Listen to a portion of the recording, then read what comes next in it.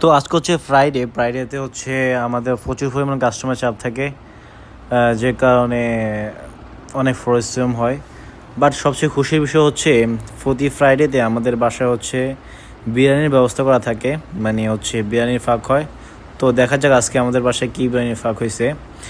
তো অবশেষে আমি হচ্ছে গোসল টোসল করে রেডি হয়ে নিলাম। এখন হচ্ছে বিরিয়ানি টেস্ট করা পালা। তো চলেন দেখি আজকে আমাদের আমির ভাই কী বিরিয়ানি রান্না করছে। এই যে দেখা যাক আজকে আমাদের আমির ভাই কী বিরিয়ানি রান্না করছে। তো আজকে আমির ভাই আজকে বিরিয়ানি রান্না করছে হচ্ছে চিকেন বিরিয়ানি, যেটাতে হচ্ছে অনেক সুন্দর কালার আসছে। এই যে দেখতে পাচ্ছেন ভিডিওতে অনেক সুন্দর ভিডিও হয়েছে, অনেকগুলো গোস্ত দেখা যাচ্ছে। আর এটা হচ্ছে আমার প্লেট। এই যে সাথে হচ্ছে সালাদের ব্যবস্থা আছে, মিক্স সালাদ।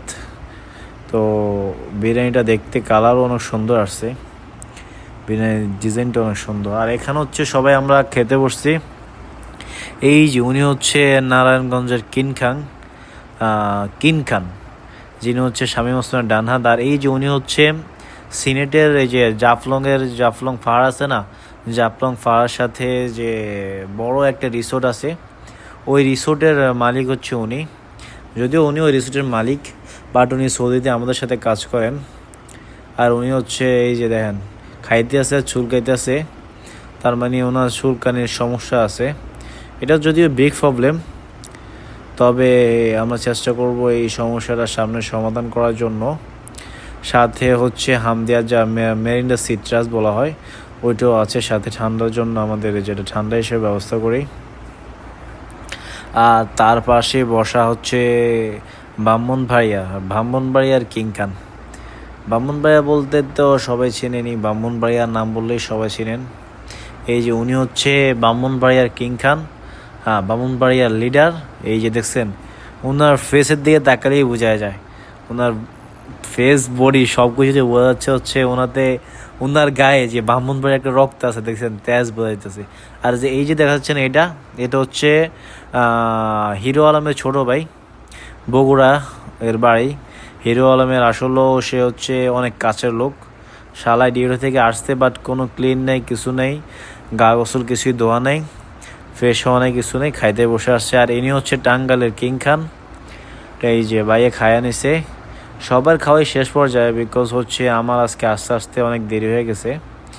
আর এই পাশে বসা হচ্ছে উনি সে ভোলার, বাট ওনারা নাকি বরিশালের না, বাট বরিশালের না। এই যে খাইতেছে আর টিকটক দেখতে আছে। আর এই যে এখন আমার পালা, চলে আসছি খাওয়া। তো চলেন এখন হচ্ছে আমাদের বিরিয়ানি রিভিউ করার পালা। এই যে দেখছেন বিরিয়ানি, কালারটা অনেক সুন্দর আসছে ভাই। এই যে সালাদ দেখছেন, অনেক সুন্দর একটা কালার আসছে। বাট এখন হচ্ছে টেস্ট করার পালা। টেস্ট না করলে তো বুঝবেন না, যদিও কালার তো আর বলা যায় না, খাওয়াইলেই আপনি বুঝতে পারবেন। এই যে খাওয়া অনেক টেস্ট হয়েছে আজকের আমার ভাইয়ের বিরিয়ানি, অনেক ভালোই হয়েছে। এক কথায় বলবো হচ্ছে বিরিয়ানি আপনার মনে করেন ওই যে পুরান ঢাকার হাজি বিরিয়ানি বলে না, ফেমাস বিরিয়ানি, ওই বিরিয়ানির মতো মনে করেন ফিল করে ফেলবো, এরকম বিরিয়ানি তৈরি করছে আজকে। তো যাই হোক, প্রবাসে বা বিদেশে সবচেয়ে আনন্দের বা মজার বিষয় হচ্ছে কি, আপনার কাজে থেকে এসে হচ্ছে রান্না করতে হয় না। তো আমাদের কোম্পানি থেকে হচ্ছে রান্না করার জন্য এক্সট্রা লোকটা আছে, উনি হচ্ছে রান্না বান্না সব কিছুই করে। আর দ্বিতীয়ত হচ্ছে সবাই আমরা হচ্ছে বাংলাদেশের, কয়েকজন হচ্ছে ইন্ডিয়ানের। তো সবাই বাংলাদেশে একসাথে খেতে বসি, বাট যখন সবাই এক একজন বিভিন্ন ডিস্ট্রিক্টের লোক, সবার সাথে কথা বললে আনন্দ হয়, একসাথে খেতে বসা, মানে ফ্যামিলির মধ্যে যেরকম খাইলে একটা ভাব আসে না, যে সবাই একসাথে মিলাজিরা খাইতে আসে, অনেক ভালো লাগতেছে, সেম ওইটাই। আপনার মনে করেন বিদেশের বাড়িতে যখন সবাই একসাথে আমরা খাইতে বসি, গল্প হয়, সব কিছুই হয়, তাও এক একজন এক এক ডিস্ট্রিক্টের, এক একজনের ভাষা একরকম, এক একজনের মনের ভাষা একরকম, মানে সবার সাথে কথা বলার মজাটাই আলাদা। তো তো এটা হচ্ছে সবচেয়ে মজার বিষয়।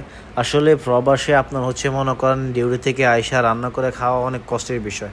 তো লাস্টে আমি বলতে চাই, যারা হচ্ছে আমার ভিডিওটি দেখতেছেন অবশ্যই লাইক করবেন,